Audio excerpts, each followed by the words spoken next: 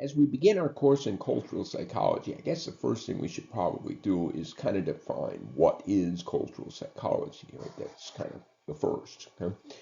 And so, as I may have mentioned in one of the intro videos somewhere, that psychology, as a rule, that in the courses you've taken are very, very biased towards an American perspective. And so, cultural psychology is trying to open the door to where differences emerge from Western views. Okay? So, here we go. We'll talk cultural psychology, but briefly, just to give us a background, the idea of what the world looks like. And this is a real popular way to present the world. The world. If you could shrink the village, the world that exists today into a village of 100 people, this is what that village would look like. Okay. And it would be like 52 of the people in the village would be female, 48 would be male. Okay. You find 70 would be non-white, 70 would be non-Christian, 50% of the wealth in the hands of six people. And I disagree with that one. It would be much more extreme than that. This world is 100 people. If you look it up online, you can find 100 different versions, and their veracity, the truth of them is maybe it is what it is. That's not true though. 70 would be able to read. Only one would have a college education. Yeah, most of this stuff is true, all right, but the inequality issue would be much, much higher than that. Here is the world as 100 people over the last 2 centuries, and what you can see here is there have been an extreme change. That is, the number of people in extreme poverty has just shrunk very much. The number of people with the basic education has increased greatly. Literacy has increased greatly. Vaccines have. So around the world, there has been these general trends in the, for lack of a better word, positive manner. So what is culture? Culture is, well, it is Um, well, types of food eaten, clothing worn, types of housing, um, religious practices, all kinds of things.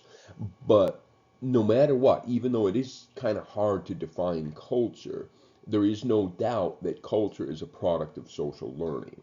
Okay?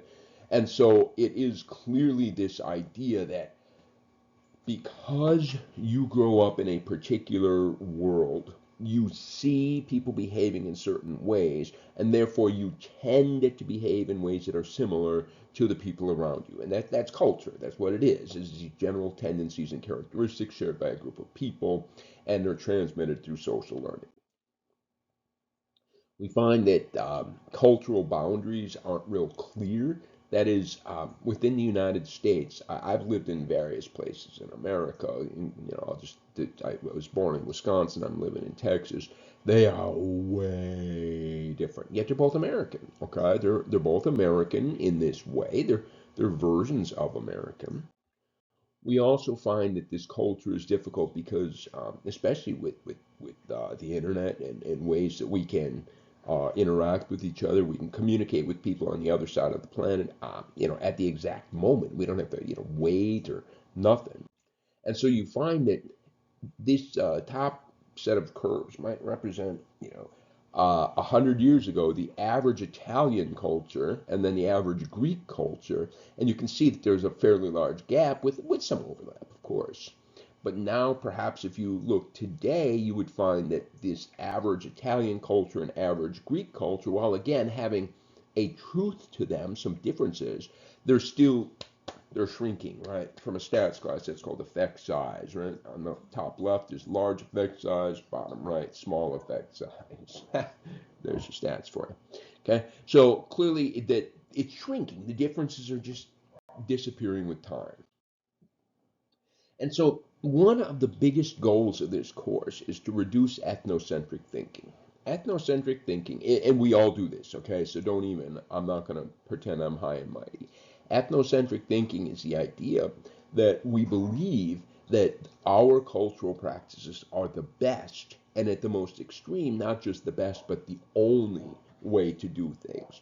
So I'm going to challenge your ethnocentric thinking just a little bit here, and I'm going to describe the Sambia. This is a tribe in Papua New Guinea, and they have this cultural belief system that when boys are born, they're born feminized. That is, they just spent 9 months inside of their mother's body, so they come out being very girlish. Okay. However, to be a successful man in the tribe of the Sambia, you must be a man. A man is a tough, tough guy. And so if a baby boy is born fundamentally feminized and must be turned into a tough, tough guy, they have some very strong initiation rituals to transform boys into men. Now, it involves, of course, as you wouldn't be surprised, some severe punishments and beatings, but it also involves oral sex by the boys on the men in the tribe.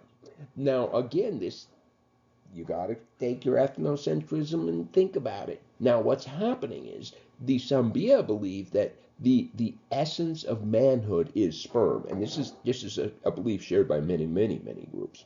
And if the essence of being a man is sperm, and boys are born feminized, and we need them to become masculine, well, let's just give them masculinity, okay?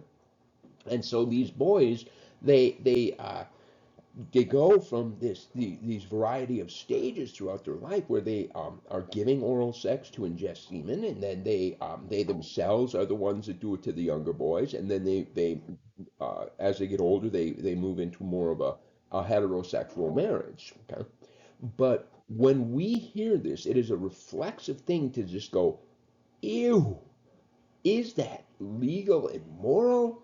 And you're like, but if a boy does not go through these initiation practices, they will never be a man. They will never be successful. They will never be able to get married. They will never be able to have a family. And so we find that if we can just stop our reflexive responses, we find that perhaps there is some merit to these cultural practices, even if these cultural practices fly in the face with what we're used to.